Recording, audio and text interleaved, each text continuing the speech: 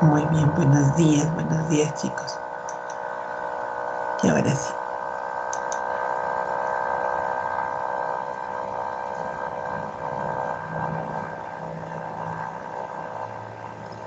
El Parkinson es una enfermedad neurodegenerativa del sistema nervioso central en la que se produce una degeneración en una zona del cerebro denominada sustancia negra.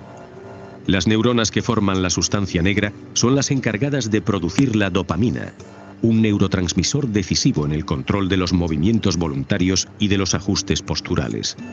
Su disminución produce una alteración de la concentración y acción en el núcleo estriado, causando una descoordinación de los movimientos. El diagnóstico del Parkinson es clínico. La aparición de síntomas típicos como bradicinesia, temblores o rigidez son factores claves para diagnosticarlo. A estos se unen otras pruebas complementarias de imagen, como una resonancia magnética cerebral o un PET, que ayudarán a confirmar el diagnóstico. El tratamiento inicial de la enfermedad de Parkinson es básicamente farmacológico y consiste en administrar fármacos que de alguna forma lo que van a hacer es suplir el déficit de dopamina que tienen los pacientes parkinsonianos. En general, todos los pacientes con una enfermedad de Parkinson responden de forma favorable a la medicación, aunque algunos de ellos, lógicamente, presentan algún efecto secundario. Pero lo que en la mayoría de los casos conseguimos es que los pacientes puedan realizar una vida normal durante al menos 5 o 8 años. En caso de que el tratamiento farmacológico no logre controlar los síntomas del paciente durante todo el día, existe la posibilidad de abordar la enfermedad mediante la cirugía. La cirugía de la enfermedad de Parkinson consiste en introducir unos electrodos a nivel de los núcleos subtalámicos en el cerebro, ya que esta estructura anatómica está hiperactiva en la enfermedad de Parkinson, por lo cual al introducir un electrodo en esta estructura anatómica se inhibiría esta hiperactividad que el núcleo subtalámico presenta y paralelamente el paciente mejoraría toda su sintomatología.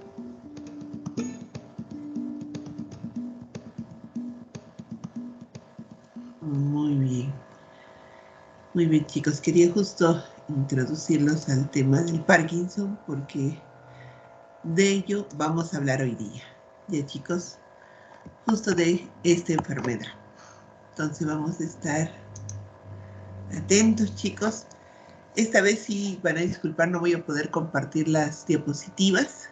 Por eso es que van a tener la grabación. ¿Ya chicos? Entonces vamos a iniciar. Tal igual. Voy a volver a compartir pantallita.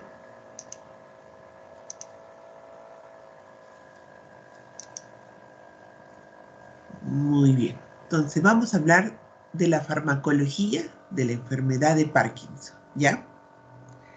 Entonces, ¿qué es la enfermedad de Parkinson?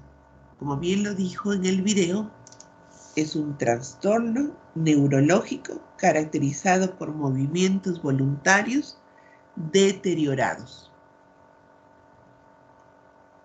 Los movimientos voluntarios se controlan centralmente mediante vías neuronales que se extienden en los tractos piramidales desde la corteza motora, bajando por la médula espinal hasta las motoneuronas inferiores. Las neuronas motoras inferiores controlan directamente la actividad de los músculos voluntarios, que es lo que está deteriorado en los pacientes con Parkinson.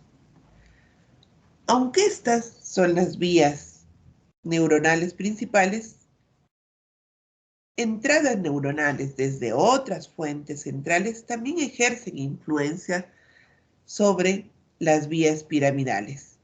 Estas vías subsidiarias proporcionan la influencia extrapiramidal que suavizan los movimientos voluntarios, que es justo donde se detecta clínicamente el Parkinson.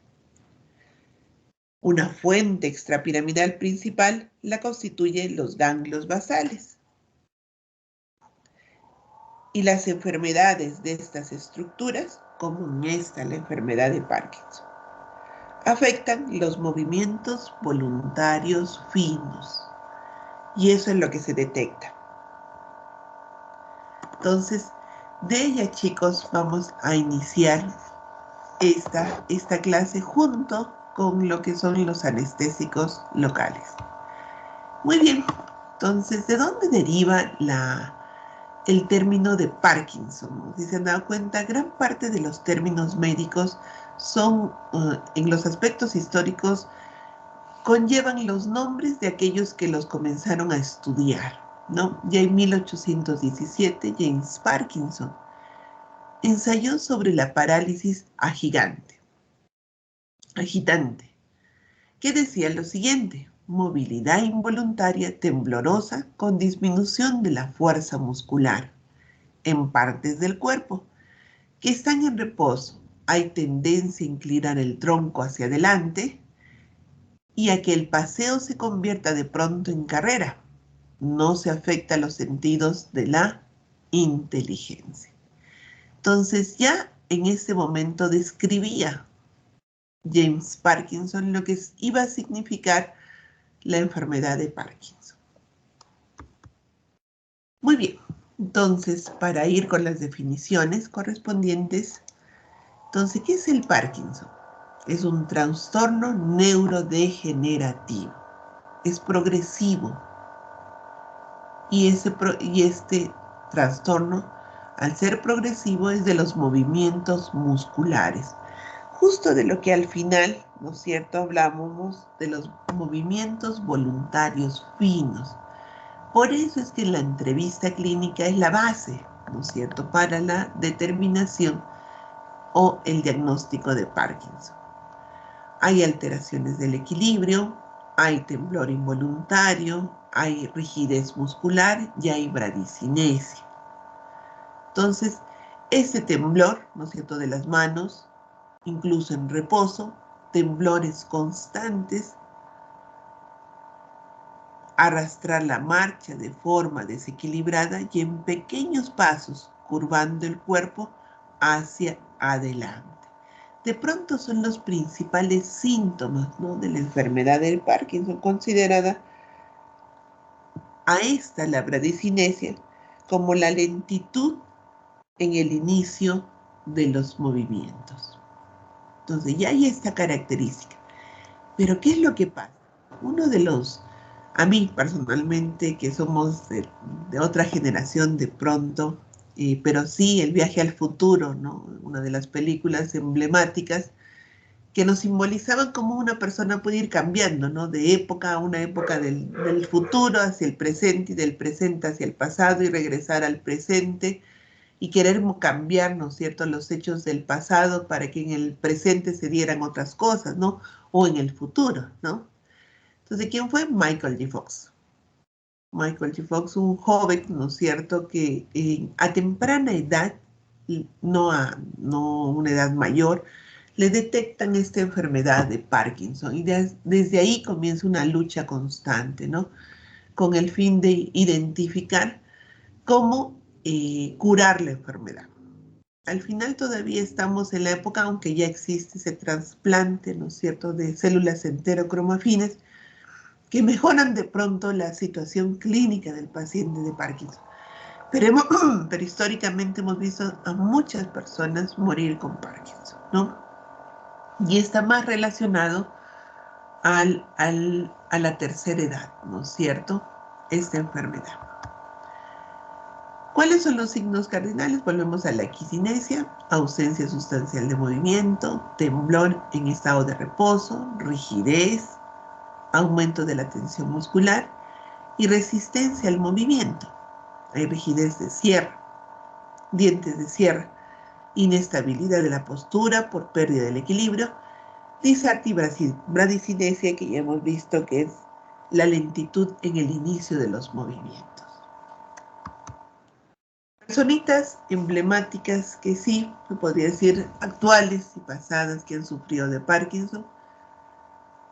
Bueno, el expresidente de los Estados Unidos, sí, aunque ya está controlado y ustedes no lo ven definitivamente, solo en alguna de las entrevistas sí se veía, ¿no es cierto?, ese movimiento no controlado, es un movimiento increíble y en el cual se veía, ¿no es cierto?, los síntomas de esta enfermedad. Tenemos al mismo Adolfo Hitler, un líder en la antigüedad, muy cuestionado, y el que más nos llamaba a mí personalmente la atención era justo del Papa Juan Pablo II, ¿no? Él en especial, que hasta el final, ¿no es cierto?, en todas las homilías maravillosas, él demostraba esa constancia, ¿no? Y cómo intentaba controlar ese movimiento irregular, ¿no? Ese movimiento que no lo podía controlar él mismo, ¿no? Y ahí se veía la cialorrea, ese movimiento, la dificultad al caminar, la rigidez muscular, todos los síntomas de un paciente con Parkinson.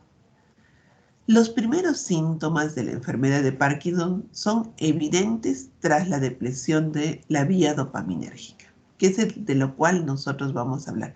Si fisiopatológicamente y fisiológicamente lo vamos a entender, van a ver que farmacológicamente ya es una consecuencia de lo que vamos a observar a nivel fisiopatológico y de lo que necesitamos ir regulando para mejorar la calidad de vida de los pacientes que sufren esta enfermedad. En la población general se puede encontrar en un 0,3%, pero es 0,3%, 0,3 de 100 personas. En personas mayores de 1 en 100. Y de personas mayores de 80 años es el 4%. De 4 en 100. O sea, se va incrementando la posibilidad de sufrir esta enfermedad.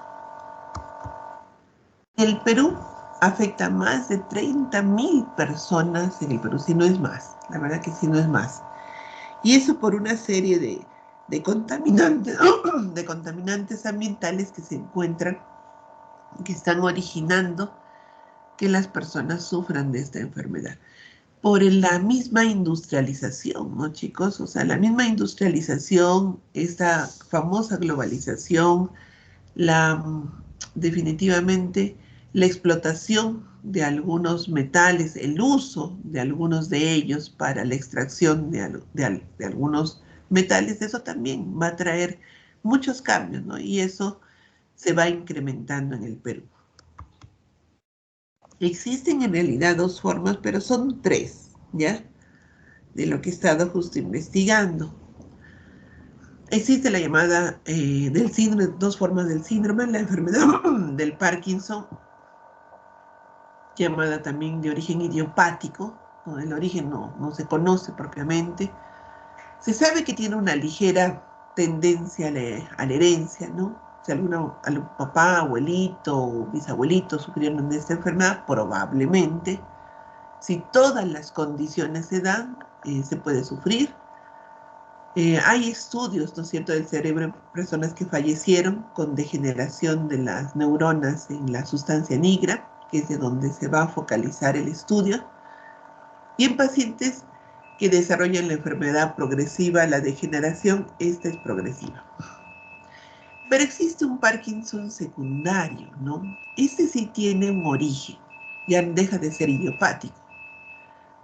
Puede deberse a hipoxia cerebral, a tumores, a hipoparatiroidismo, a intoxicación del monóxido de carbono, aminos con magnesio, con manganeso, con mercurio, secuelas de inflamaciones e infecciones del sistema nervioso central, Parkinson por drogas antipsicóticas, que eso es lo común, ¿no es cierto? Mientras se están tratando la psicosis o la esquizofrenia, las drogas que se utilizan para la esquizofrenia ocasionan este problema del Parkinson, porque definitivamente deprimen la vía que está desequilibrada en el Parkinson, que es la vía dopaminérgica.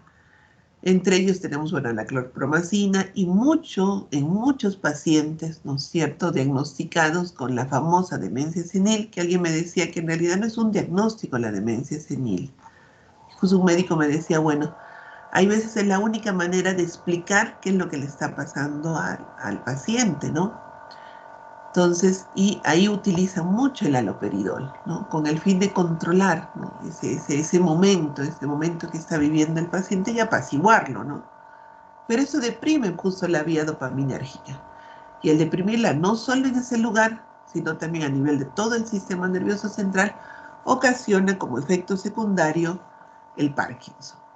Otros también son los antagonistas del calcio, como la flunarizina, la cinaricina.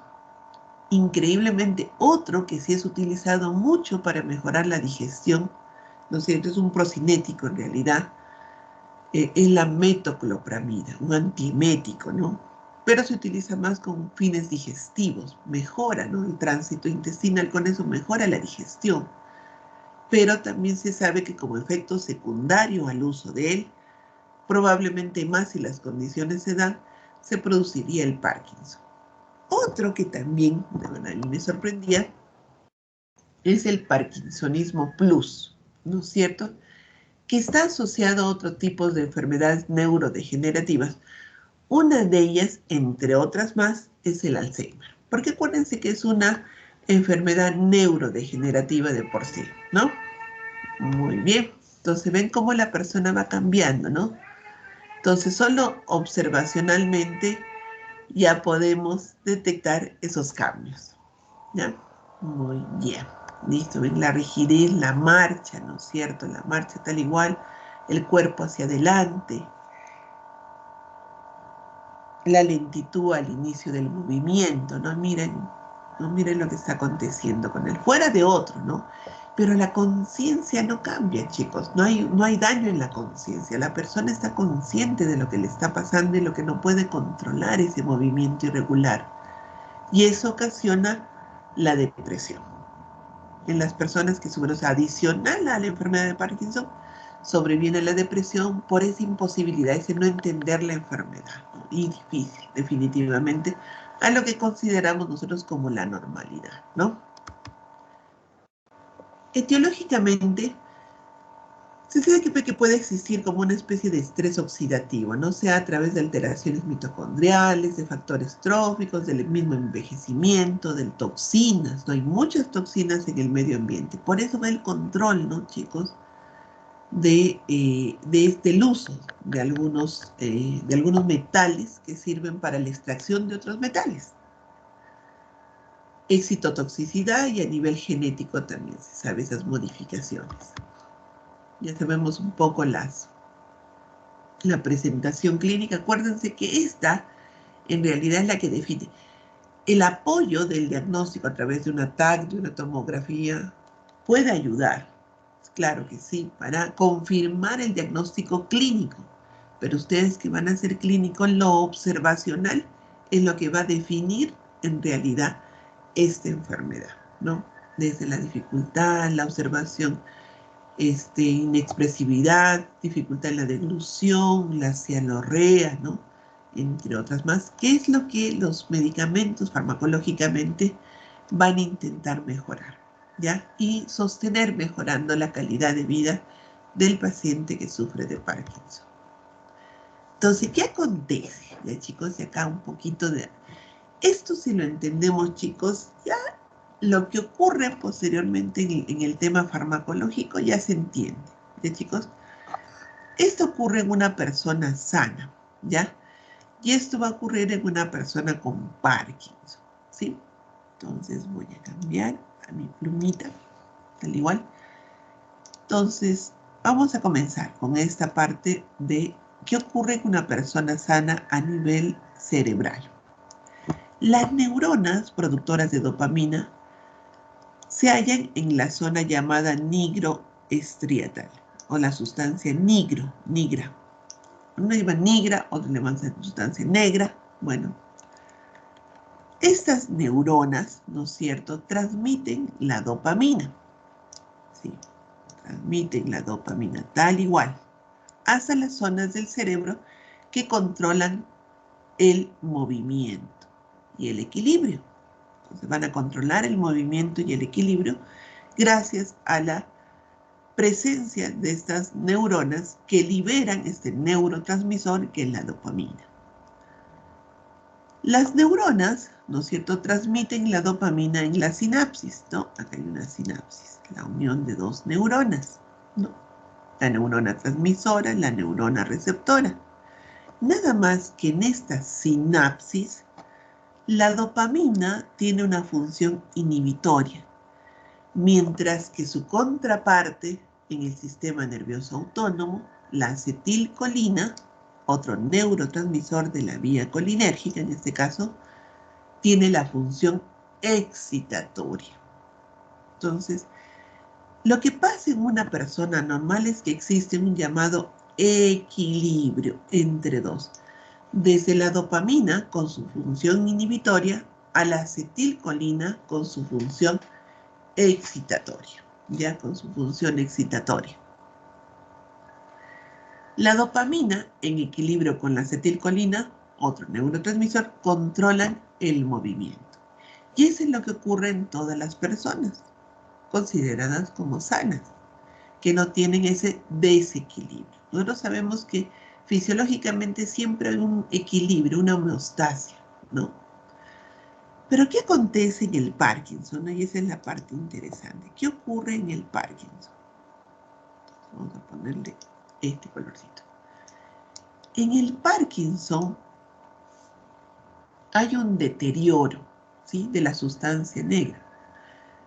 Se produce un bajo nivel del neurotransmisor por este mismo hecho, un bajo nivel del neurotransmisor dopaminérgico, ¿sí? Un bajo nivel del neurotransmisor que libera la dopamina. Entonces, ¿qué va a acontecer? La acetilcolina la vamos a encontrar en mayor cantidad y esta alta concentración de acetilcolina produce un exceso de la actividad que causa finalmente el mal del Parkinson, ya causa el mal del Parkinson. Entonces, si uno lo analiza, dice, entonces, hablando fisiopatológicamente, hay un desequilibrio entre estos dos neurotransmisores, el inhibitorio y el excitatorio, donde prima uno de ellos y el otro está inhibido. El que está inhibido es la vía dopaminérgica y el que está activado, dada esa inhibición, y donde hay mayor cantidad, es la vía colinérgica. Y eso, chicos, es la estratégica para el tratamiento del Parkinson. Entonces, de por sí ya uno ya deduce cuáles serían los mecanismos de acción y farmacológicamente qué medicamentos me pueden ayudar para mejorar ese equilibrio y volver a lo que naturalmente se daba. Pero lo más importante ahí, independiente del tema farmacológico, chicos, es entender que es un deterioro progresivo. Entonces, es un deterioro neuronal progresivo. Entonces, lo que nosotros farmacológicamente vamos a hacer es evitar o disminuir esa progresión. En realidad, eso es lo que vamos a hacer, a menos que, como nos decía muy bien el video, es un trasplante, ¿no? Y con esto mejorar, ¿sí? Definitivamente fortalecer esta vía dopaminérgica y regresar al equilibrio que permitiría que la persona, ¿no es cierto?, mejore su calidad de vida, ¿ya? Y eso es en realidad lo que está aconteciendo. Entonces, esto es más o menos lo mismo. Acá vemos algunos estudios, ¿no es cierto?, que yo justo estaba observando, ¿no es cierto?, yo soy media observacional, ese cambio en la sustancia negra, esa opalescencia, ¿no? Ese cambio de coloración. Entonces, que puede generar este cambio y ese trastorno, ¿no?, al final.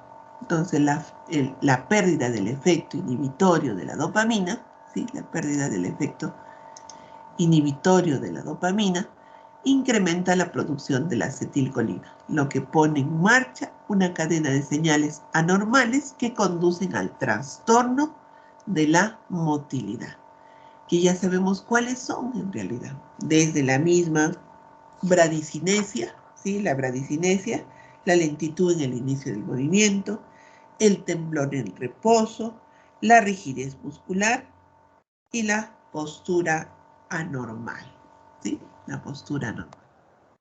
Muy bien, sabemos que acá está la sustancia negra, acá está conectada con los ganglios basales y con la corteza motora, ¿no?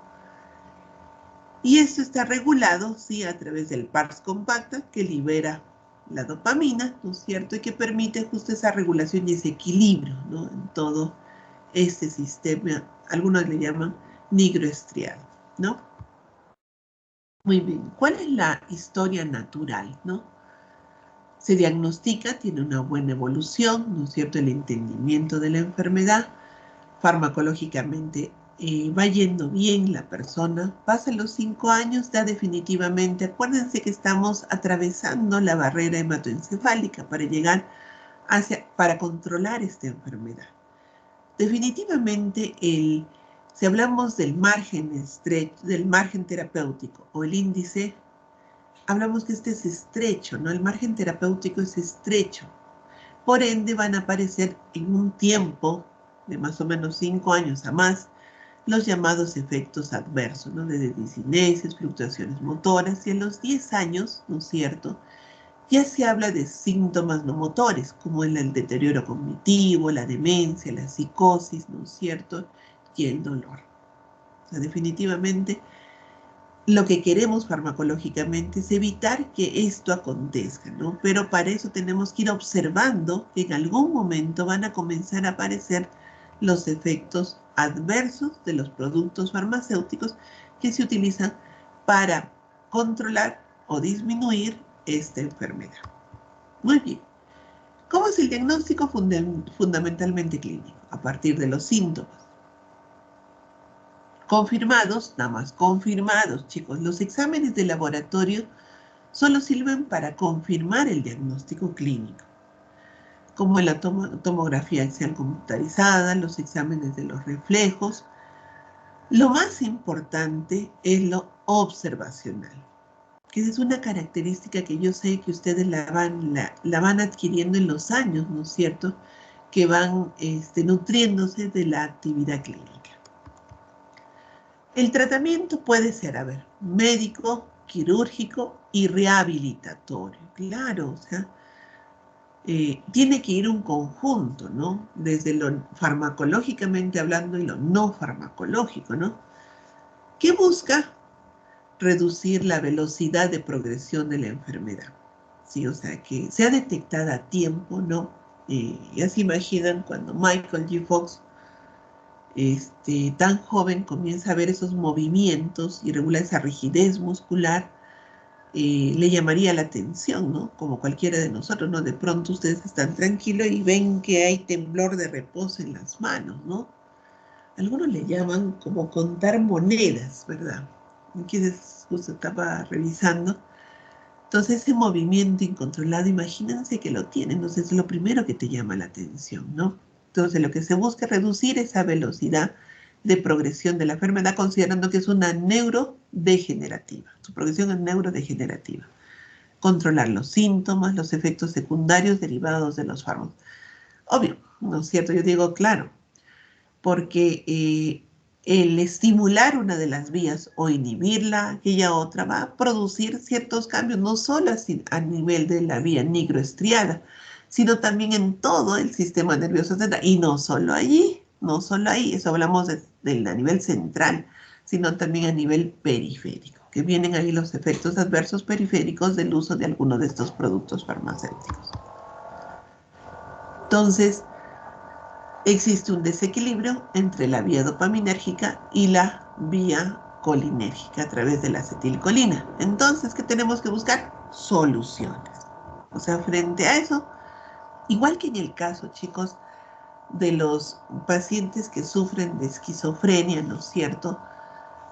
Conocidas muchas de estas drogas como los tranquilizantes mayores, ¿no? Entonces, sabemos que una de las vías está exacerbada, ¿no? Que son las vías estimulantes, las vías excitatorias, en ese caso. Entonces, lo que acontece para el lugar donde actúan los de la vía, los antipsicóticos, mejor dicho, entonces lo que hacen es deprimir justo. Nada más que acá, chicos, ¿no es cierto? Si hablamos de la vía nigroestriada, hablamos que la vía inhibitoria es la dopaminérgica, mientras que la excitatoria a nivel de este efecto es excitatoria, que lo contrario en otra, es en los antipsicóticos, en la psicosis. Muy bien, entonces, ¿cómo podríamos solucionar? Sale de cajón, ¿no es cierto? Drogas que aumentan la actividad dopaminérgica, que es el que estimularíamos esta vía inhibitoria, y aquellas que mejoran la influencia de la dopamina, sea utilizando aquellos agonistas de la vía dopaminérgica o aquellos que estimulen la salida de la dopamina, ¿no? De este neurotransmisor inhibitorio para este lugar, y disminuir la actividad de la otra vía, que está exacerbada dada la inhibición de esta, que es la actividad de la acetilcolina en el cuerpo estriado. Muy bien. ¿Qué estrategias de tratamiento tenemos? Bueno, para equilibrar esto, tenemos aquellos que van a actuar como antimuscarínicos, ¿no es cierto? Como la benztropina, triexifenidilo, el metixeno, el viperideno, o la dopamina, o incrementar la dopamina, como son los precursores de la dopamina, uno de ellos es la levodopa, los inhibidores periféricos, que inhiben a la dopa descarboxilasa, que va justo a inhibir esa transformación a nivel periférico y permitiendo que llegue mayor cantidad de levodopa hacia el sistema nervioso central, que es donde nosotros queremos que realmente se transforme, ¿no es cierto?, a dopamina. Ahí tenemos a la carbidopa, la benseracida. Tenemos los agonistas dopaminérgicos, como la bromocriptina, el pramipexol, hay otros más, que ahora los vamos a ver. Los inhibidores de la MAO-B, uno de ellos que se llama como un neuroprotector, él se le denomina más como un neuroprotector, que va a inhibir a la MAO-B. Existen dos monoaminoxidasas, ¿no es cierto?, la MAO-A y la MAO-B. De ellas se sabe que la MAO-B es central, está más en el sistema nervioso central, que es la que degrada la dopamina, ¿no? Mientras que la MAO-A es periférica, ¿sí? Degrada la dopamina más bien a nivel periférico. Y también se utilizan los inhibidores de la catecol-oximetiltransferasa, como la tolcapone y la entacapona. Me parece tolcapone como Al Capone, ¿no? Bueno, son inhibidores, son importantes, sí, porque estos van a garantizar, sobre todo unidos, ¿no? La terapia, chicos, uno diría, bueno, solo con este, no. En realidad la terapia es combinada para el tratamiento del Parkinson. Y el objetivo es mejorar justo este equilibrio que se ha perdido. Entonces, ¿cómo es la biosíntesis de las catecolaminas, ¿no? La biosíntesis de la catecolamina se inicia con el famoso precursor de la vía colinérgica, que es la L-tirosina, ¿no? A través de la tirosin hidroxilasas, el hierro y la tetrahidroptereína, se forma la levodopa.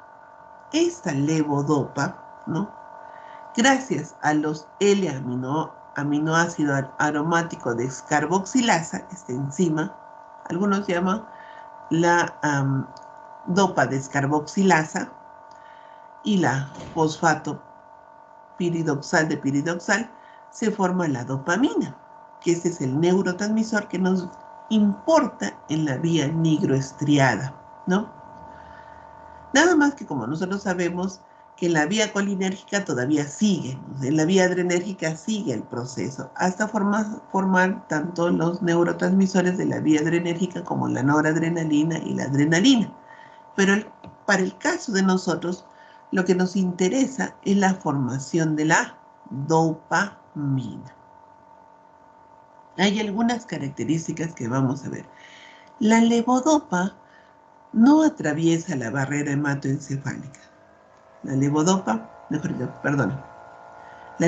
atraviesa la barrera hematoencefálica. Nada más que cuando se transforma en dopamina, esta dopamina no atraviesa la barrera hematoencefálica. Y aquí va la dificultad, ¿no es cierto?, de la administración de solo la levodopa.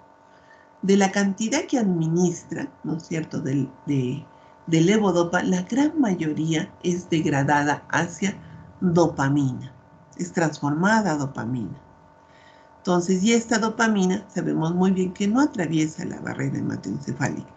Entonces, lo que nosotros buscamos es que se incremente la concentración del levodopa y esta consiga atravesar la barrera hematoencefálica y llegue a la vía nigroestriada. Por eso existen los inhibidores de la dopa descarboxilasa. Ahí tenemos a la carbidopa, ¿no?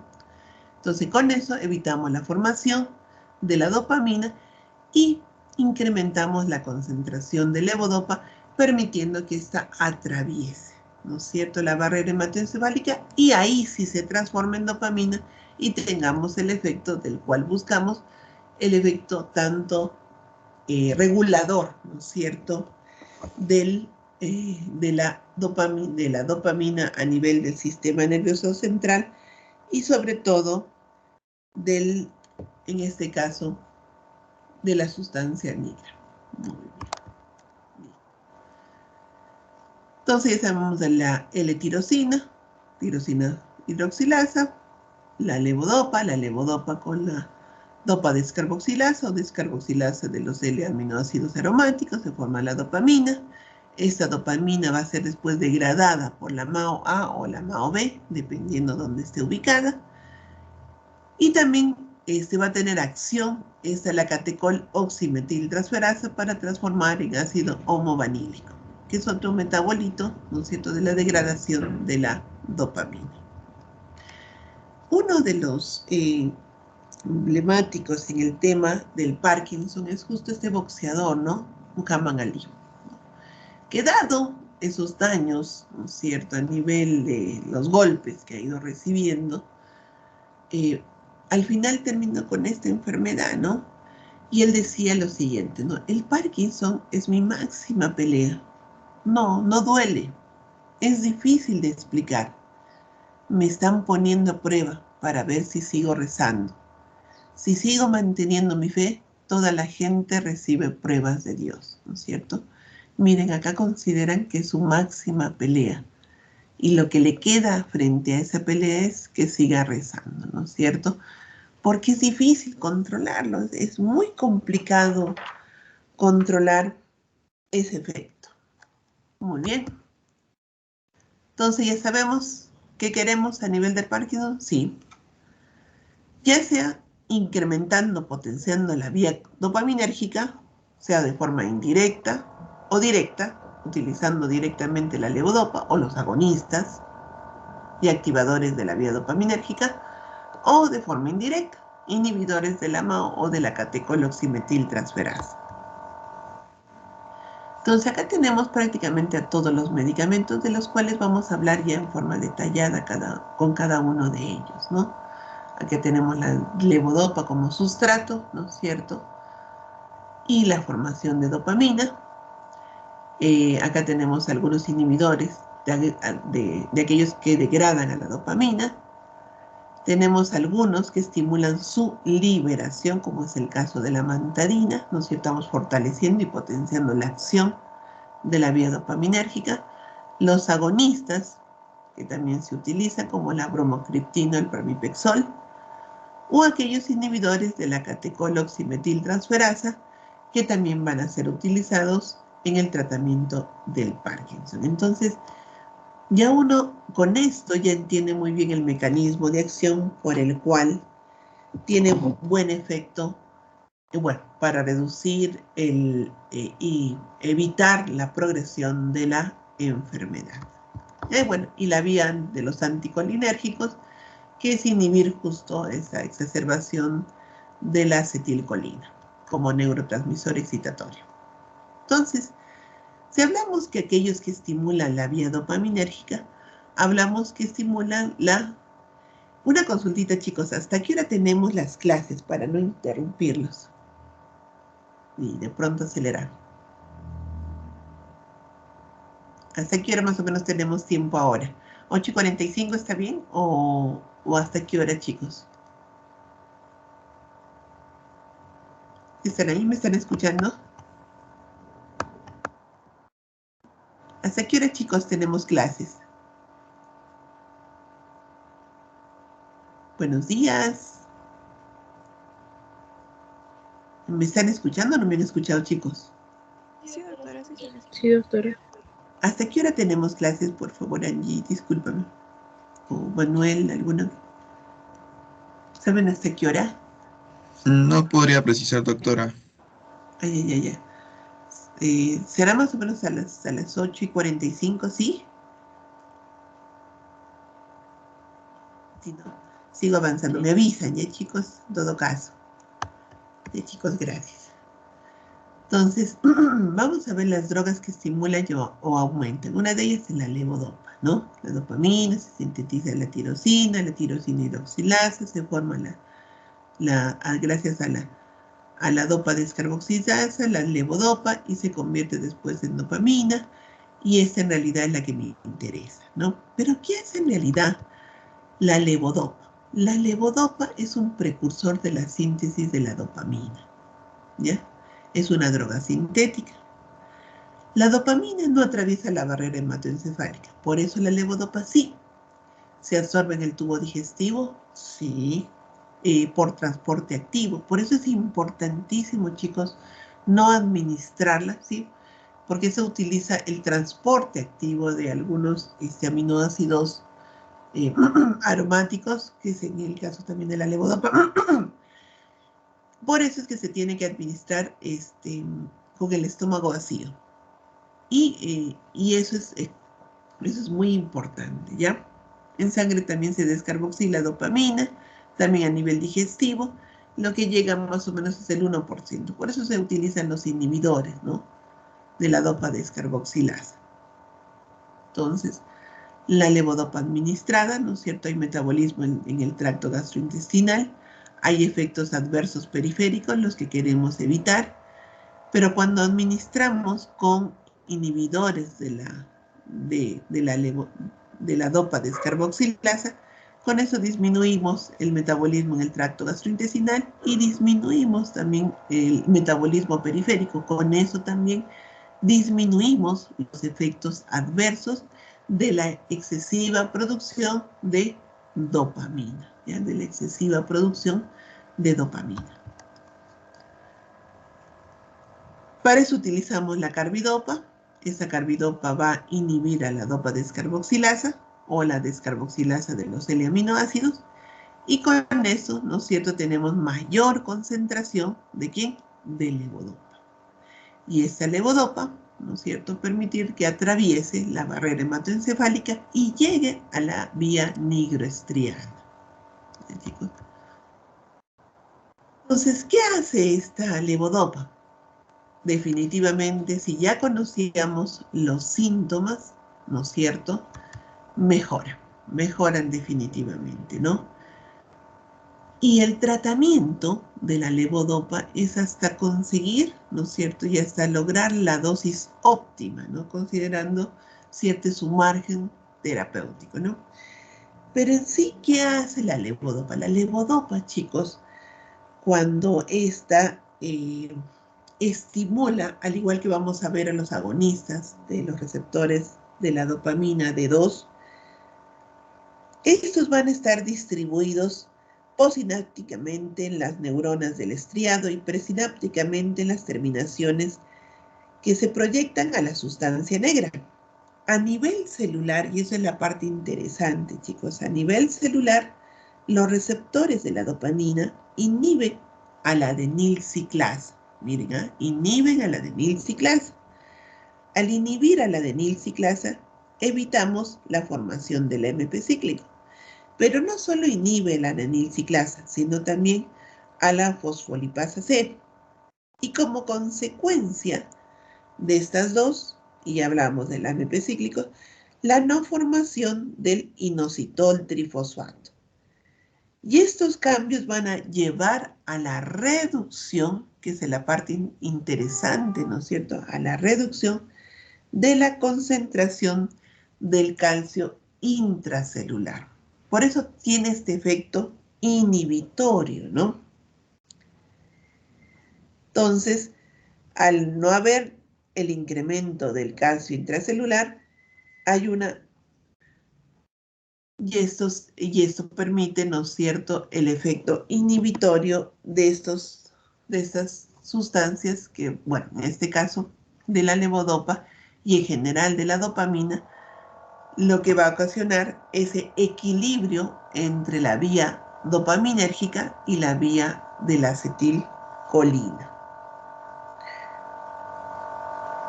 Como resultado de esto, se inhibe el disparo de los nervios estriados, reduciendo de este modo los síntomas de la enfermedad. Ya que ese es el objetivo que tenemos en el caso de la levodopa.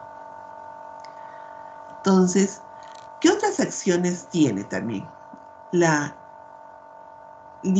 disminución de la prolactina, ¿sí? Algunos es utilizado como inhibidores de la prolactina, sobre todo aquellos que son agonistas de dopaminérgicos. A nivel del sistema límbico puede haber excitación, psicosis o alucinaciones, porque acuérdense que no solo estamos actuando a nivel de la vía nigroestriada, sino también en todo el sistema nervioso central. Estimulan la zona quimiorreceptora del vómito, que ese es otro efecto adverso que va a acontecer por el uso de la levodopa. ¿Ya? Muy bien, entonces, ya a nivel periférico definitivamente algo siempre se va a transformar, ¿no es cierto?, de levodopa a dopamina. Y esto puede ocasionar las arritmias cardíacas, ¿no? Y la hipotensión ortostática, que no está muy bien descrita, qué es lo que acontece, probablemente dada la misma arritmia cardíaca, que es la estimulación directamente periférica de la dopamina. ¿Cómo es la combinación de levodopa más carbidopa? La combinación es de 4:1. ¿Ya? 4 de carbidopa y 4 de levodopa y 1 de carbidopa. Lo bueno en este aspecto es que hay menos cantidad de vómitos, o sea, de los efectos adversos periféricos, y menos efectos, periféricos. Muy bien. Y en el caso de la carbidopa, ¿no es cierto?, que es el medicamento que se va a asociar a la levodopa, es inhibir a la dopa descarboxilasa. Y la gran ventaja que esta carbidopa no atraviesa la barrera hematoencefálica. Se reduce el metabolismo, llega mejor a nivel del sistema nervioso central, disminuye de 4 a 5 veces la dosis necesaria de la levodopa, y eso es buenísimo, ya que con esto se disminuyen los efectos adversos y se reduce también la intensidad de ellos a nivel periférico, que es lo mejor que puede ocurrir con la asociación de levodopa más carbidopa. ¿Cómo es el metabolismo? La semivida es de 1 a 2 horas, hay fluctuaciones en las concentraciones plasmáticas. El problema es este fenómeno on-off, ¿no? Es como que se regula, ¿no es cierto?, el efecto de la enfermedad del Parkinson, pero hay un efecto que como que prende y apaga, ¿no? Y como que regresa esa rigidez muscular. Entonces, por eso la levodopa tiene este efecto, ese fenómeno on-off, prende y apaga, ¿no? Los aminoácidos aromáticos pueden alterar su absorción, eso es muy importante, por eso la administración es con estómago vacío. El metabolismo por la MAO libera radicales libres de oxígeno, y ese es un problema. Por eso es bueno administrar lo más tarde posible, ¿no es cierto?, de ser necesario. También, de cierto, se administra este medicamento. ¿Qué efectos adversos? Arritmias cardíacas, náuseas, vómitos, hipotensión ortostática, alucinaciones y excitación psicomotora. Todos estos efectos secundarios también los vamos a ver con los agonistas de la vía dopaminérgica, ya todos estos efectos secundarios.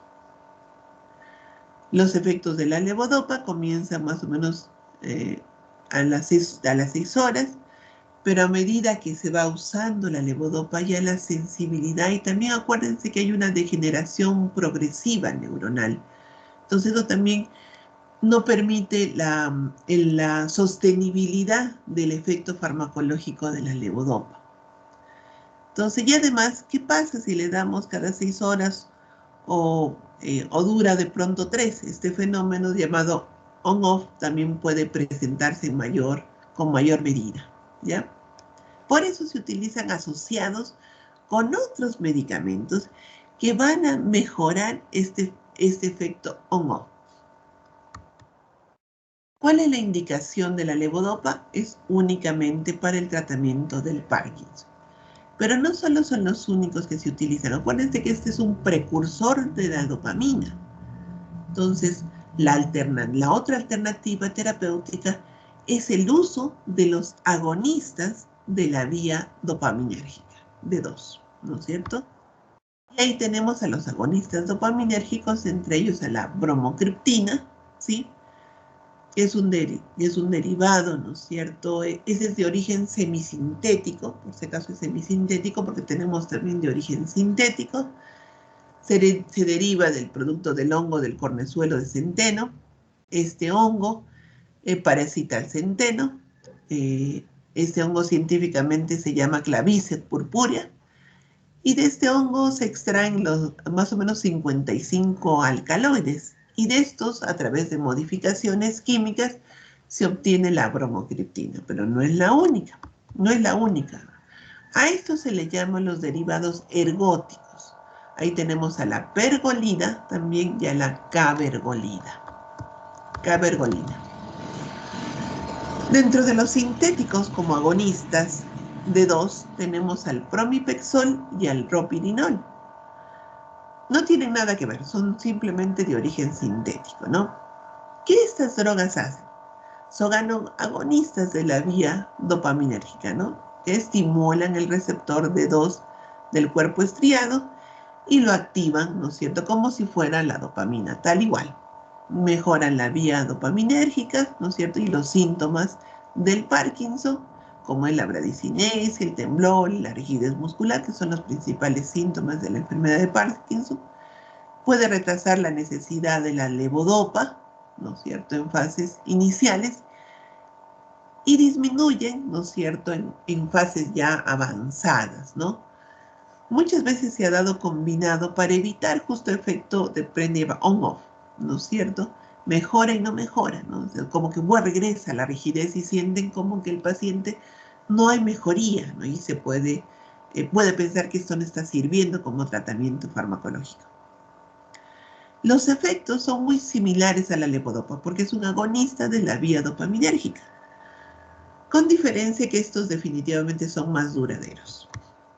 ¿Cuáles son los efectos adversos? En el caso de la bromocriptina son similares a la levodopa.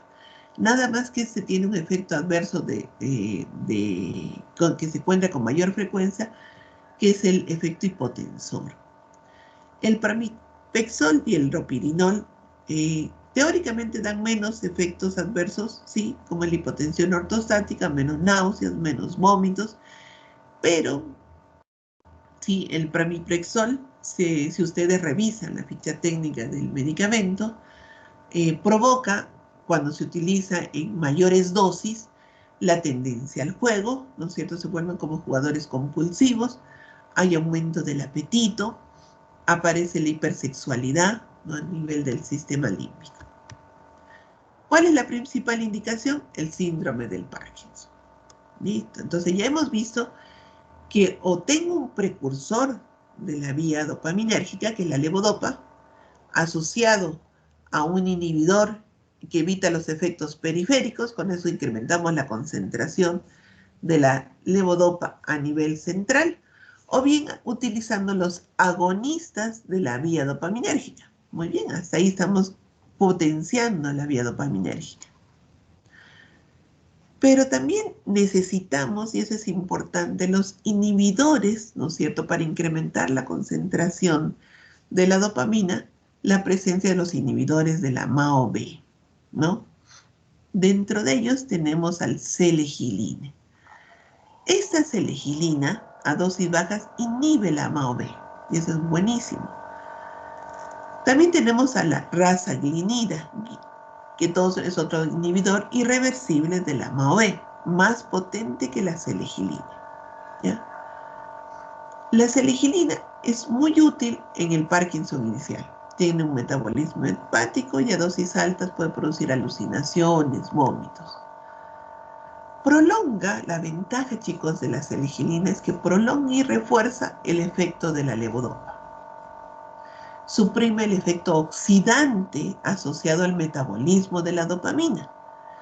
Y con esto se le llama que tiene un efecto neuroprotector de la selegilina. Igual estamos hablando de la rasagilina. El mecanismo de acción es prolonga y refuerza el efecto de la levodopa, sí, asociado Los inhibidores de la MAO, el enzima que convierte la dopa en dopa, ¿no es cierto? Y ácido homovanílico, ¿sí? Y el modo de acción es que suprimen el efecto oxidante asociado al metabolismo de la dopa. Como hemos visto, es un muy buen neuroprotector. Es eficaz por vía oral, su metabolismo es hepático. La gran ventaja es que con una sola dosis hay efecto de 24 horas. Ya sabemos que puede ocasionar dosis elevadas. A dosis terapéutica es bien tolerado.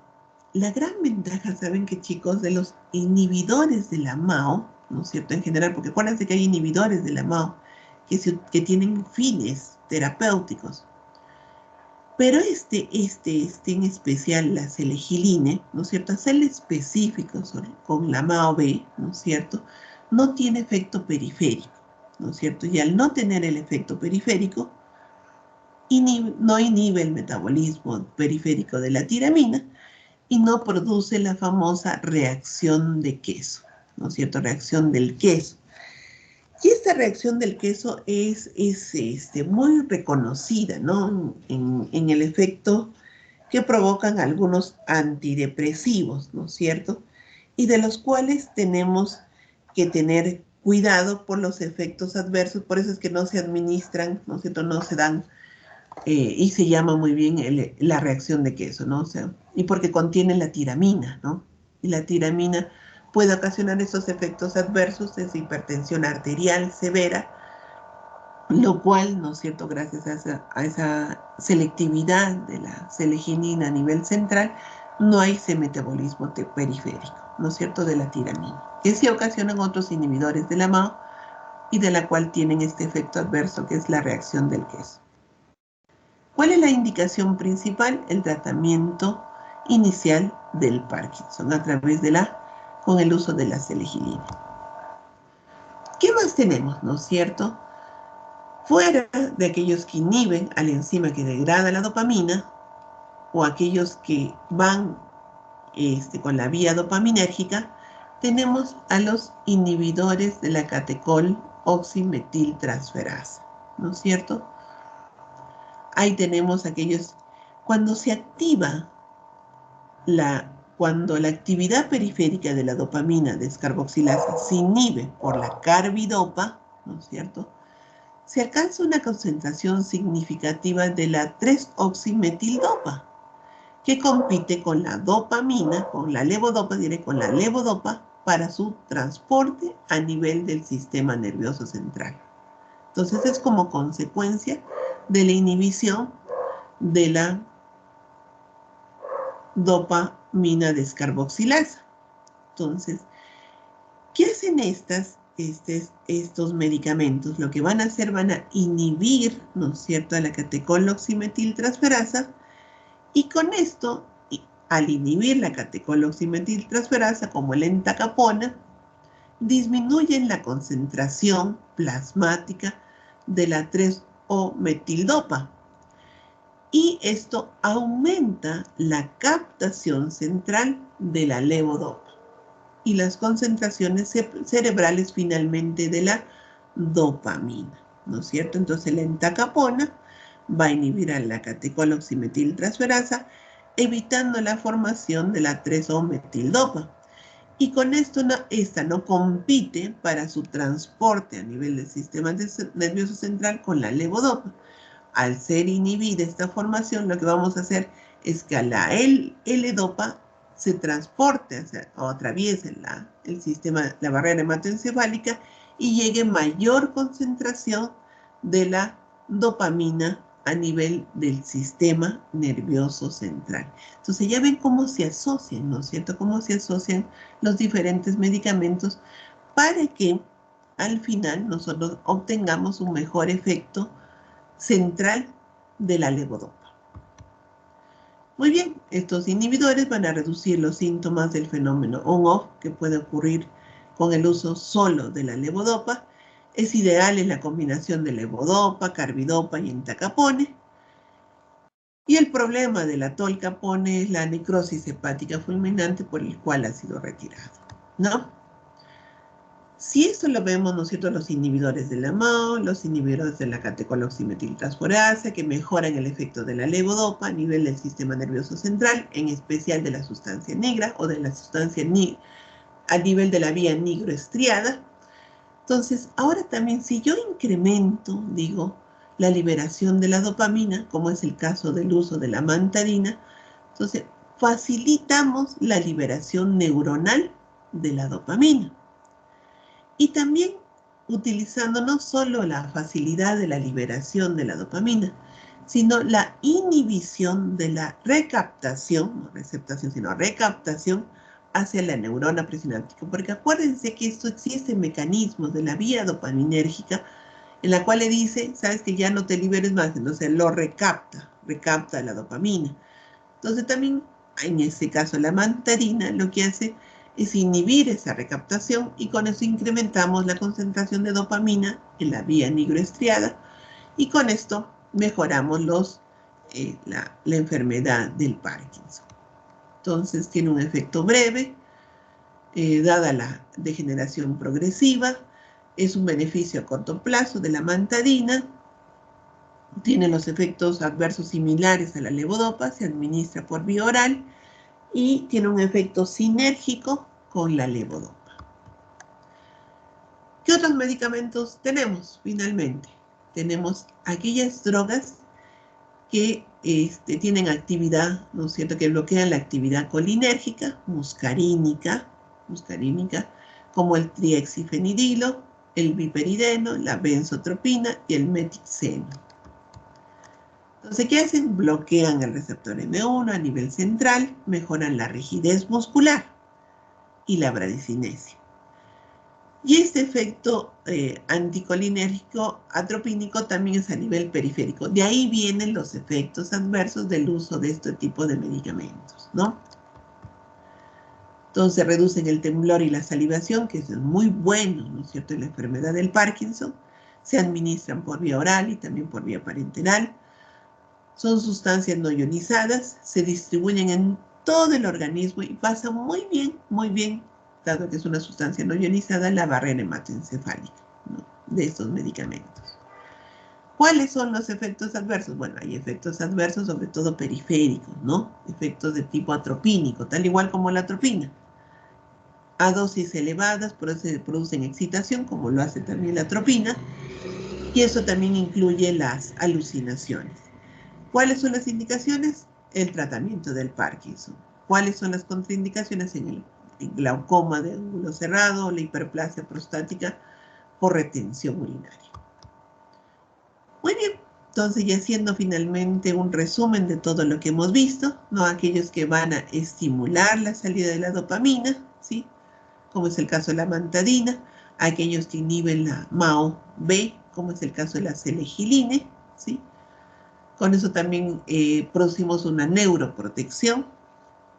Tenemos a la levodopa como un precursor de la dopamina. Tenemos aquellos que inhiben a la dopa descarboxilasa, como es la carbidopa y la benseracida, ¿no? Y con esto incrementamos la concentración periférica de la levodopa que atraviese la barrera hematoencefálica y que llegue hacia donde nosotros queremos a nivel del sistema nervioso central, ¿no? Hay antagonistas también de los receptores dopaminérgicos que pueden ocasionar, ¿no es cierto?, efectos periféricos como es la domperidona, ¿sí?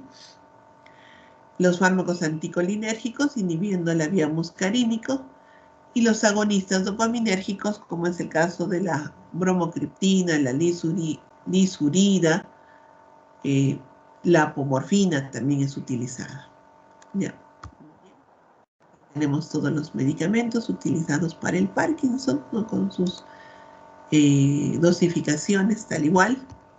Existen los parches transdérmicos de rotigotina, que es un agonista dopaminérgico, es un parche transdérmico, muchísimo mejor.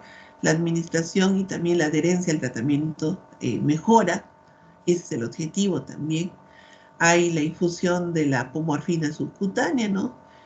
Es también un agonista dopaminérgico de gran potencia, entonces estamos mejorando la vía dopaminérgica, con eso estamos equilibrando estas dos grandes vías, tanto de la colinérgica y la dopaminérgica y manteniendo ese equilibrio. También existe la infusión intraduodenal, ¿no es cierto?, de la levodopa, tal igual. Recientemente se han diseñado estos mecanismos, estas vías de administración en realidad de la levodopa, ¿no? Y con eso mejorar la calidad de vida del paciente que sufre Parkinson, ¿no?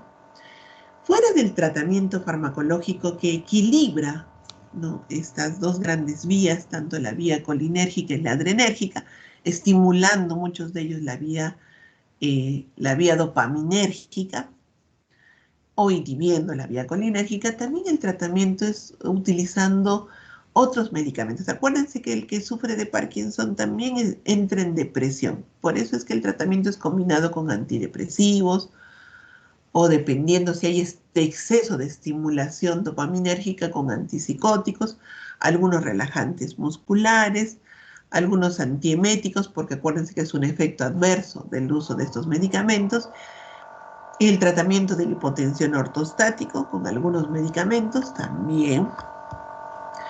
Y este es un pequeño resumen. El objetivo es eliminar el temblor, la rigidez, la inestabilidad postural y la bradicinesia, que son los principales síntomas con los cuales se diagnostica la enfermedad de Parkinson. Finalmente, justo Michael J. Fox, ¿no es cierto?, decía, aceptar no significa resignarse, ¿no? Por eso es que tiene una fundación, ¿no?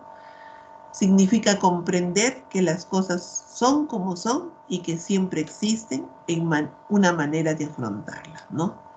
Frente a esa dificultad de tan joven de haber sufrido y de tener esta enfermedad, ¿no? De tener esta enfermedad como es la enfermedad de Parkinson, cuyo diagnóstico es observacional principalmente. ¿Ya, chicos? Entonces, ese es el tema del Parkinson, ¿no? Voy a descartar. Sí, voy a cambiar la diapositiva, mejor dicho, si no queda descartar el otro. Y permítame solo este chiquitito más bien, que es el tema de los anestésicos locales en solo 30 minutitos que me quedan, chicos. Entonces también voy a compartir. Hay un pequeño videíto también relacionado a este tema. Pero vamos a iniciar los anestésicos locales, que es otro tema también que nos toca a nosotros. ¿Ya? ¿La ven mi diapositiva? Espero de que sí. ¿Sí, chicos? Sí, doctora. Sí, ahí, excelente. Muy bien. Vamos cambiando un poco el escenario, ¿no es cierto?, del Parkinson. Vamos a hablar lo más resaltante, porque ustedes han conocido los anestésicos generales, ¿no? Y siempre se hablaba que existe una gran diferencia entre anestésicos locales y generales. Mientras que uno se pierde la conciencia, en el otro no. Y esa es de pronto la gran diferencia. Pero no solo esa gran diferencia del efecto final que lo percibe el paciente, sino también en el mecanismo de acción, ya, de los anestésicos locales. Muy bien. Leonid Rogotzov, de 1934 al 2000, acabó su carrera de medicina en 1954 en Leningrado, y en 1960 se unió a una expedición de la Antártida. En abril del 61 comenzó a sentirse enfermo. Miren lo que está aconteciendo acá, sentirse enfermo, con fuertes dolores en el abdomen, y se autodiagnosticó peritonitis, producida por una apendicitis aguda. Lo más interesante, miren, observen acá, es que se operó exitosamente. Él se operó exitosamente a sí mismo, utilizando como anestésico una solución de novocaína. Miren qué atrevido, pero sí, así lo hizo. ¿Cuál es la historia de los anestésicos locales? El primer anestésico local que tenemos, ¿no es cierto?, es la coca. Sí, la coca, claro, en 1860, donde purifican la coca. Bueno, ¿y por qué se produce la cocaína? Kohler en 1884 habla de la anestesia tópico ocular. Javier en 1899 produce la primera anestesia espinal, que es local. Einor en 1905, produce la procaína, que es uno de los componentes asociado a la penicilina, ¿no? Y Lovegreen en 1943 sintetiza la lidocaína, este gran anestésico local. Ya en 1960, mejorando todo esto, se produce se sintetiza la bupivacaína. ¿Ya? Muy bien. Entonces, ¿qué son los anestésicos locales? Son drogas que producen la supresión de impulsos sensoriales y en concentraciones más altas los impulsos motores que van de los tejidos periféricos del sistema nervioso central. Son inespecíficos y bloquean cualquier fibra nerviosa. Pero la gran ventaja es que bloquea de forma tal igual como los anestésicos generales, de forma reversible y temporal. Y la gran ventaja, y eso es lo que también nosotros vemos cuando vamos al dentista, ¿no es cierto? Y nos van a hacer un procedimiento, no perdemos la conciencia. Vemos nada más, observamos el procedimiento, pero no sentimos nada. No nos sentimos, nos quita esa sensación desagradable, dolorosa. ¿Qué se pide de un anestésico local? Que no sea irritante en el tejido, sí. Que no dañe irreversiblemente el tejido nervioso. Y la duración del efecto sea suficiente, pero no excesivo. Tiene una estructura química, ¿no es cierto? Son bases débiles. Un núcleo aromático, acá lo vemos, una unión, sea éster o amida, y de eso va a depender un poco la farmacocinética de estos medicamentos. Tienen una cadena hidrocarbonada, como lo ven acá, y además tiene una amina, ¿no es cierto?, con sus radicales correspondientes. Entonces, quien le da la característica lipofílica es justo el núcleo aromático. Acá tienen la cadena intermedia y este es el efecto hidrofílico. Muy bien, ¿cómo se clasifican los anestésicos locales? Se clasifican en anestésicos locales del grupo éster, ¿no es cierto?, tal igual, que tienen oxidrilos, y los anestésicos locales del grupo amida, que de acá a poco vamos a ver cómo se subdividen estos dos. ¿Qué va a variar en ellos? No el mecanismo de acción, que es universal para los dos, sino la duración del efecto, que puede ser de acción corta, acción intermedia o acción prolongada, ¿no es cierto? Que es la decisión final que va a utilizar el anestesista. Tenemos los ésteres, que son la cocaína, la benzocaína, la procaína, la tetracaína, y tenemos la 2-cloroprocaína, y tenemos a las amidas. De las amidas son las que más se utilizan como anestésico local, ¿no?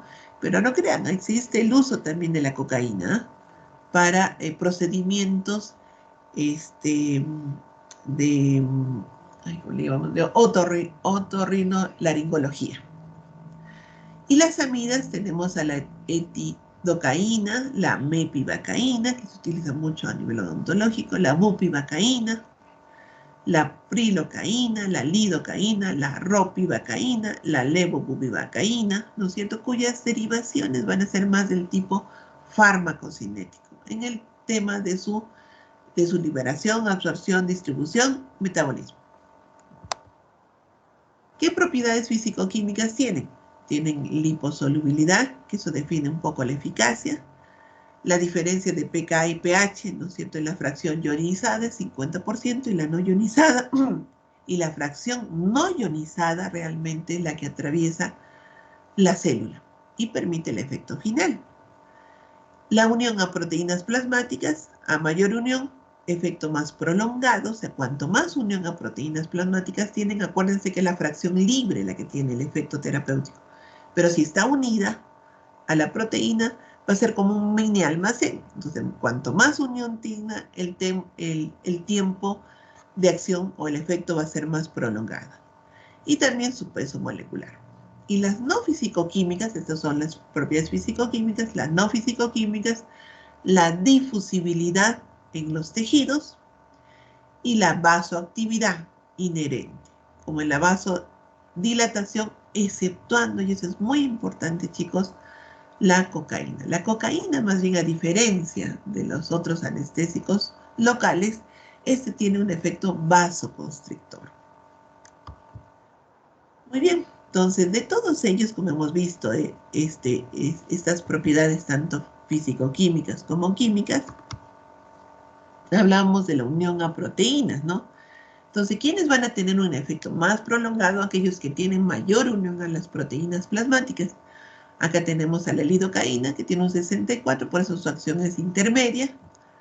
La cloroprocaína es corta, no tiene mucha unión a proteínas plasmáticas. La bupivacaína sí tiene buena unión a proteínas, por eso es larga. La ropivacaína tiene también larga, tiene buena unión a proteínas plasmáticas. Y la levobupivacaína también tiene buena unión a proteínas plasmáticas. Por ende, la duración de estas es más prolongada. ¿Qué hacemos? ¿Cómo es el potencial y el estímulo nervioso? ¿No es cierto? Existe un estímulo, hay un receptor, hay la vía aferente, hay un tema de un centro integrador, la vía aferente, y al final tenemos el efecto final. Eso ocurre en el potencial y el estímulo nervioso. Pero ¿qué hacen estos, no es cierto, estos anestésicos locales? Y es así de sencillo, esperen un momentito. Solo son 2 minutitos, voy a terminar, no se preocupen, en la hora propuesta. Van a observar que es el efecto del anestésico local, solo son 2 minutitos. Lo van a escuchar, chicos.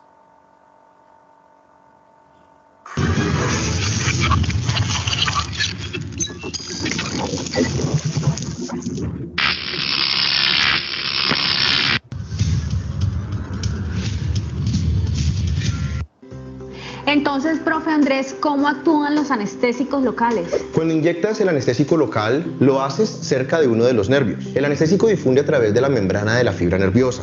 Y cuando pasa al citoplasma, el anestésico sufre de una trampa iónica. Es decir, el anestésico se ioniza y pierde liposolubilidad, lo que le dificulta difundir de regreso al espacio extracelular.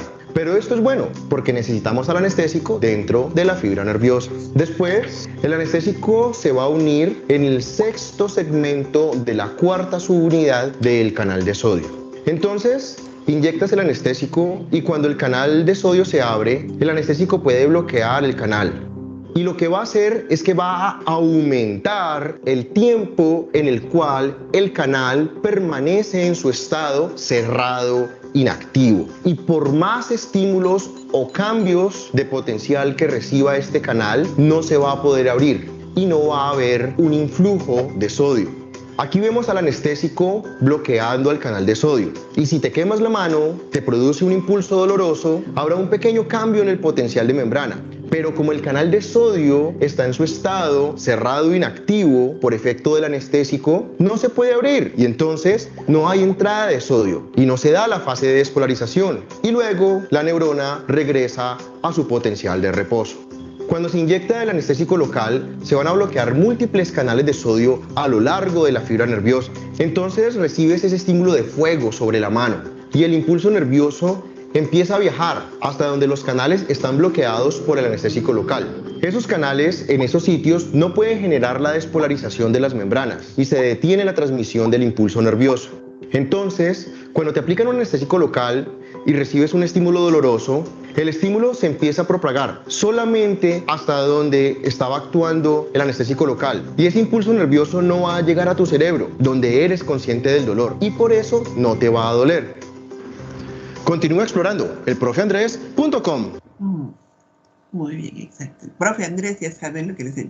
Entonces, bloquea los canales de calcio. Los canales de sodio, ¿ven? Ya me confundí. Bloquea los canales de sodio. Entonces, al bloquear los canales de sodio, hace que la neurona, en este caso, no reaccione. Y eso definitivamente hace que eso no se transmita, no haya potencial de acción. Por ende, no hay dolor, ¿no? Como consecuencia final. Listo, vamos a seguir entonces con la presentación.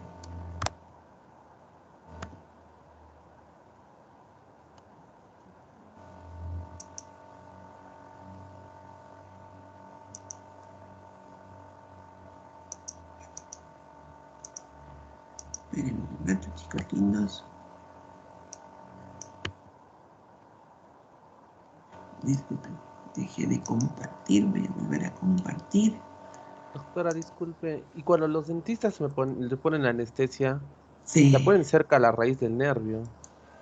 sí.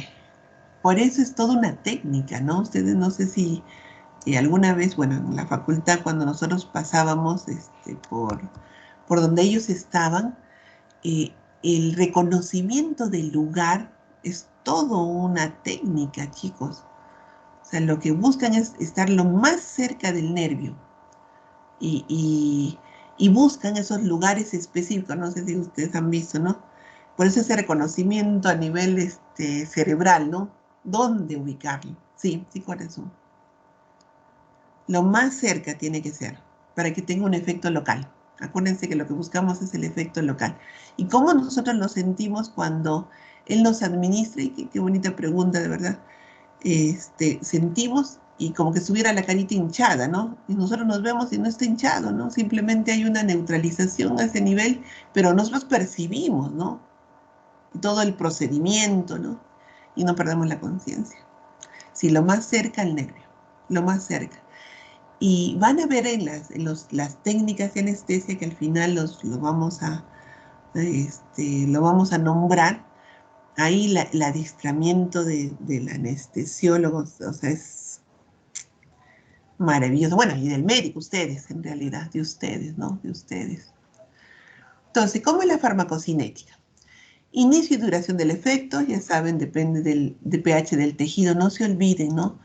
Eso es súper interesante. La respuesta, acuérdense que si el tejido está dañado, no va a ser la misma respuesta a un tejido no dañado, porque bueno, acá está inflamado, entonces va a depender del pH del tejido, de la morfología del nervio, de la misma concentración, del pKa del fármaco, porque hay propiedades físico-químicas en relación al fármaco, de la liposolubilidad, del pH menor en sitios de infección, ¿no? Entonces es muy importante, ¿no? El pH es menor en el sitio de infección y el efecto es demorado ausente.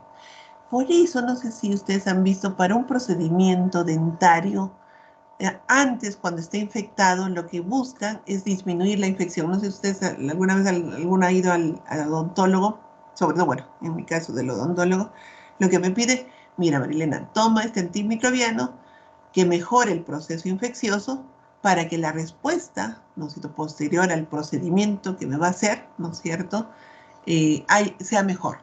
Y es justo por eso, ¿no? Porque el pH del entorno del tejido va a disminuir en algunos aspectos el efecto farmacológico del medicamento, ¿no? O va a influir, mejor dicho, voy a cambiar, va a influir en el efecto farmacológico del medicamento.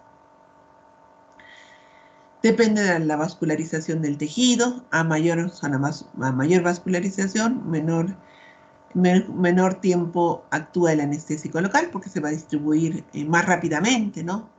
Para eso se agrega un vasoconstrictor, ¿no es cierto? Y en este vasoconstrictor que se adiciona es la adrenalina, ¿no es cierto? En especial, para que el efecto farmacológico del anestésico local se prolongue.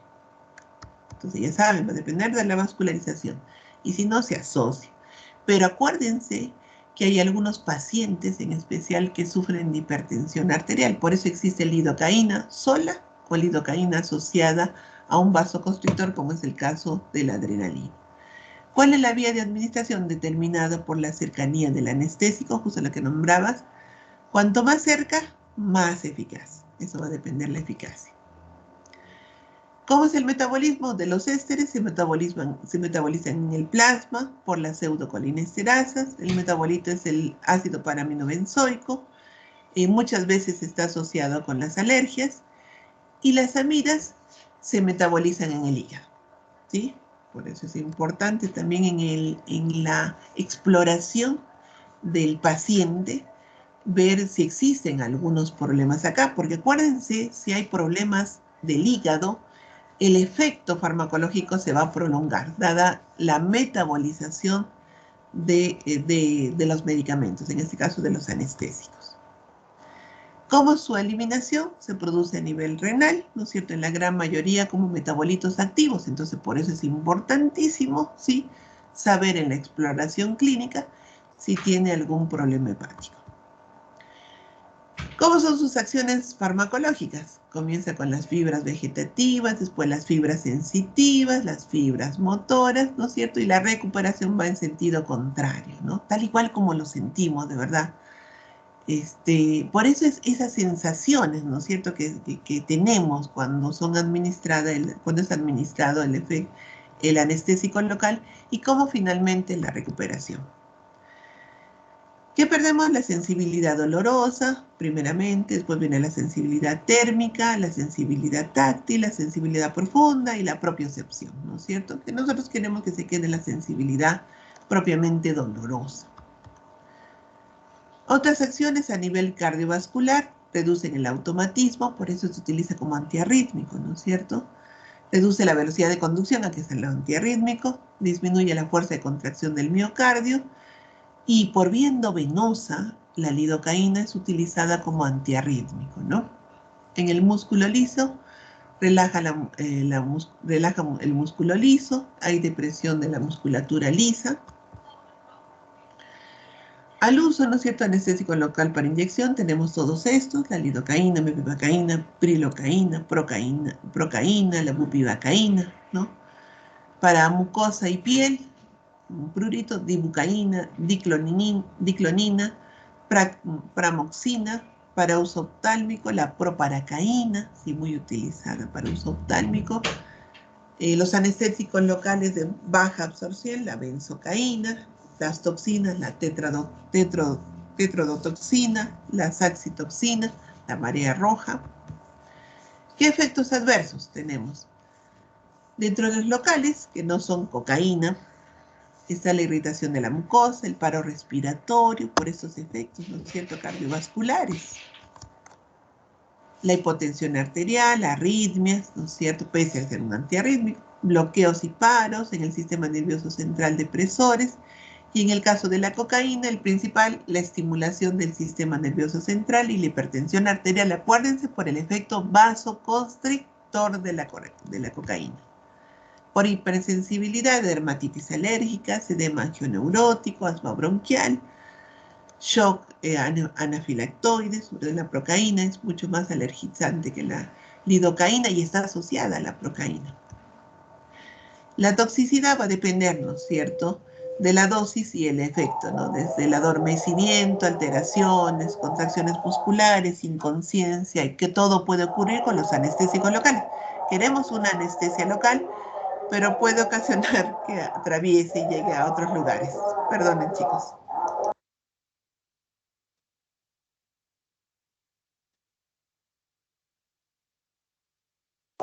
Muy bien.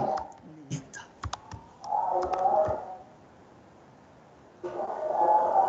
Esperen un rato que de nuevo se me ha movido.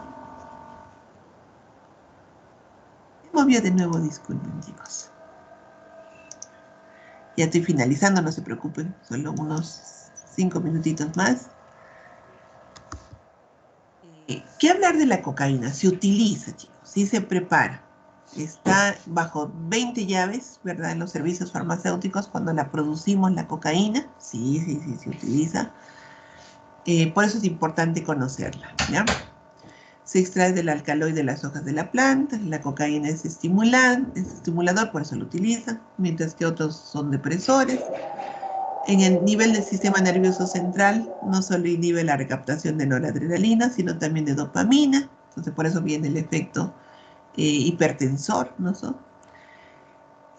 Porque se incrementan las concentraciones de estas aminas, ¿no? En el sistema límbico hay excitación psicomotora, importante para pueden llegar hasta convulsionar. A nivel periférico, incrementa la presión arterial. Es utilizada en otorrinolaringología, como anestésico local, chicos, ¿ah? Este uso, sí, como spray en especial. Los usos clínicos de los anestésicos en general, ¿no es cierto?, como anestesia superficial o tópica, como spray, pomada o en caramelos. Hay unos caramelitos, ¿no? ¿Ustedes han visto como anestésicos? Anestesia por infiltración en odontología, para suturar heridas, para extirpar pequeños tumores. Ahí tenemos a la lidocaína, la procaína y la bupivacaína como anestesia troncular, ¿no es cierto? Depende, ¿no? En las extremidades, en las suturas, en algunas amputaciones. ¿Cuáles son las técnicas? Con esto estoy cerrando. De la anestesia local, tenemos a la anestesia de superficie tópica, ¿no es cierto? Una anestesia que se aplica directamente en las mucosas.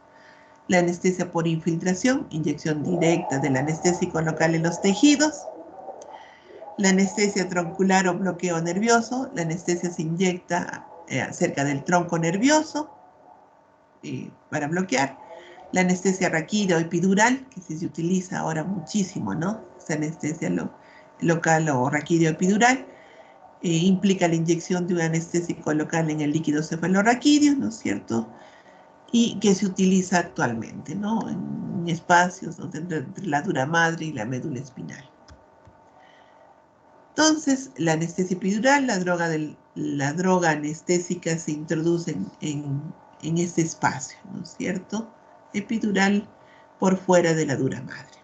Y la anestesia raquídea, si tal igual se introduce al paciente por dentro de la dura madre, y es decir, en el espacio raquídeo. Depende. Todo depende del objetivo de la anestesia.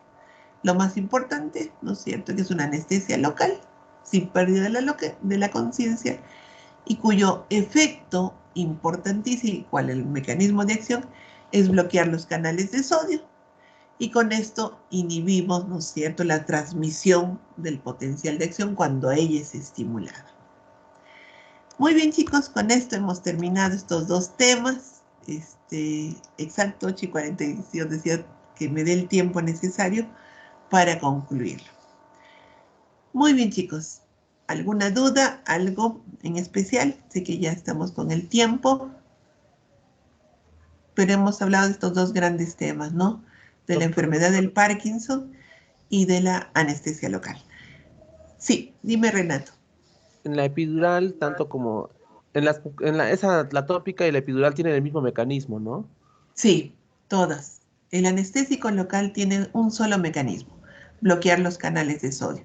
Pero acuérdense, como decía el doctor Andrés, ¿no es cierto? Que le dijo, ¿cuál es, doctor Andrés? El anestésico, si se han dado cuenta, difunde, pasa fácilmente la membrana. Cuando ingresa se polariza, se ioniza. Ya no sale. Pero esa no salida, lo bueno es que permite que bloquea los canales de sodio en el interior. Y con esto, definitivamente al bloquear, no hay generación del potencial. Pero sí, es un solo mecanismo. Sí, sí, Renato. Y gracias por la pregunta. Muy bien, chicos. ¿Alguna otra duda? He intentado hacerlo lo más digerible, de verdad, chicos, para estos dos grandes temas, que los conozcamos, ¿no? Muy bien, chicos, si no hubiera ninguna otra duda, a los que no nos vemos el día sábado, ¿no es cierto? Gracias por su presencia, de verdad, chicos. Muchas gracias por los que estamos ahora. Sé que muy temprano, pero era importante. Queda grabada la clase, y cualquier cosa yo también estoy para aprender. Muy bien, chicos. ¿Alguna duda? ¿Listo?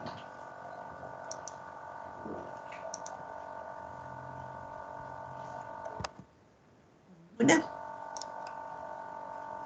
Hasta luego, doctora. Una, muy Hasta bien. luego, doctora, gracias. Hasta luego, doctora, hasta luego. Bendiciones, Hasta luego, chicos. doctora, Que Dios los bendiga. Cuídense mucho, por favor. No se olvide de pausar la grabación. Sí, excelente. Gracias, doctora. Que tenga buen fin de semana. Buen fin de semana.